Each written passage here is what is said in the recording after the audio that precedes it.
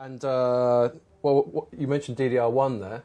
I couldn't help overhearing earlier that people are still buying that. Is that correct? No, there's a lot of talk about recession, a lot of people saving their dollars, and so we have actually in the last 3 to 4 months seen a surprising uptick in DDR1. And that's got to be a pure play on people deciding, hey, I'm going to wait 6 months. I might throw an extra gig of my old DDR1 system, get another 6 months out of it, and then I'll go out. It could also tie into DDR3. People may take the complete jump and go from DDR1 right up to DDR3. And so they could actually skip a whole generation of platforms. And that's a feasibility because we're definitely seeing a big uptick, a good 50% increase in sales on DDR1. And because it's in shorter supply, I gather the margins are better on it. It's a little better. I mean, memory business is always a pretty tight margin business, but DDR1 prices are higher than DDR2, ironically. There's less suppliers, less vendors supporting it. And, overall, globally, it's not as big a market for DDR1. But it definitely is it's surprising at this late stage of the development of that product for it to be increasing in volume. But sometimes happens towards the end of life of a product. Talking about the market specifically with a view to Corsair, can you just sort of give me a little overview of how things are going for Corsair right now in a sort of commercial sense and what we can expect for, let's say, towards the end of this year? For Corsair, our channels are fairly well established. We continue to go global in a few more countries where we haven't been before. But for the most part, we've started engaging in some of what we call the emerging countries. And this would be China, India. Very exciting prospects. And it's interesting to watch the dynamics of what we would call perhaps first world versus second worlds relative to e-tail and brick and mortar retail. When we talk about the UK market, the US market, these are markets where e-tail is strong and thriving. But even in India, you'd be surprised how fast these little e-tailers are coming out. The ability to ship globally or within a country is very easy now. The costs have come down. The ability to transport is there. So e-tail and retail brick and mortar, as we call it, the shift is still there. There's still, for us as a Corsair, we still are very dominant in the e-tail world. Customers tend to be very sophisticated, very intelligent on the internet and able to shop around, get the best deals they want.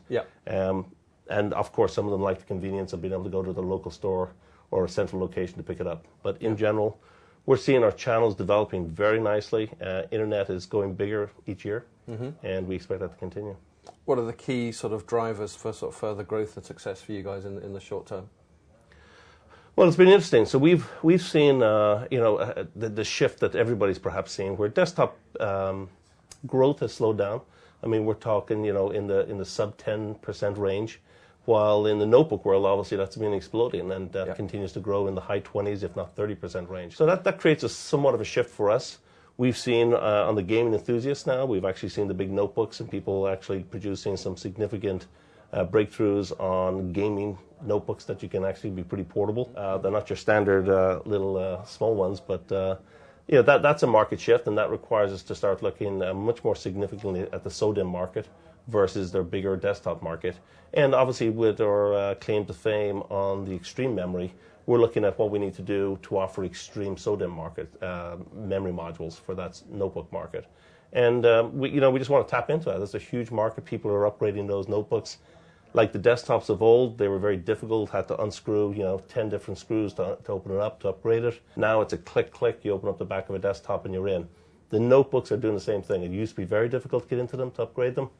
Now it's a couple of screws and you've got the memory module right there, plop it out, put in your upgrade, and you're off and running. So the ease of use of upgrading the notebooks is a nice one. And so we're tapping into that as well. Ironically, the Mac market is growing, as we all know. The Macintosh has done very well. They're a pretty bright company, done very well in the marketplace. They've got they've done a lot. They've done nice styling and everything else. So they've done very well, and we continue to support them. So we have Mac memory dedicated to that channel. And we actually have overclocked and high-performance memory dedicated to the memory market. Bit of a tangent. I've always viewed Macs as everyone appreciates them for what they are, but a little bit proprietary in so much as you sort of get what you're given, and they don't have the incredible sort of modular customizability of a PC. But if people are buying sort of retail boxed memory and putting it into their Macs, that seems to sort of signify a shift in the relationship between the consumer and the components within the Mac. Is that something you've observed? Every company, Apple, Dell, any of the big guys out there, they're all trying to hit price points. And so they try and price their products to hit a certain price point in the market, and they'll put in as much hard drive, as much memory, and whatever to hit that price point.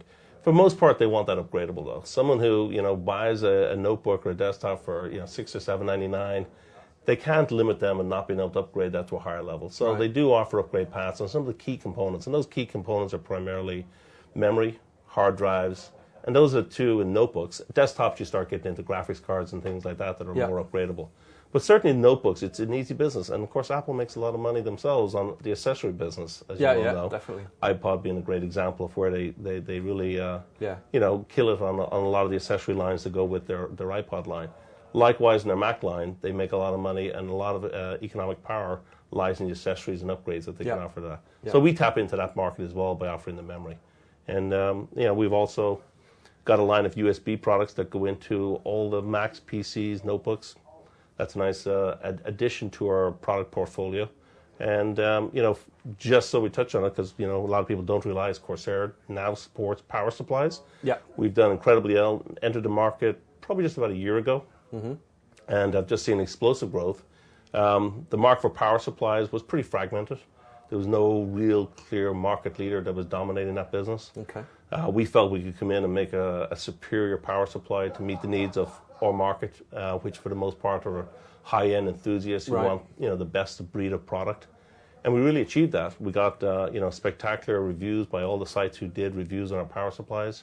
And we've just seen, we've seen just. You're going up to 1,000 watts, is that right? We just introduced 1,000 watt here in the last few weeks, and we're very excited about that because as a specmanship, we're very conservative, and we're very pleased to announce that that's the only 1,000 watt that's able to get triple SLI approval. Most of the other power supplies have to go to 1,200 watt. I see. Mainly because of specmanship, we're able to use our 1,000 watt to achieve that same result. So you definitely get a lot of bang for your buck when you buy that 1,000 watt. It's a great system. I've been talking to Paul McGuire, VP of Worldwide Sales at Corsair. This is Scott Bacino for HEXUS TV.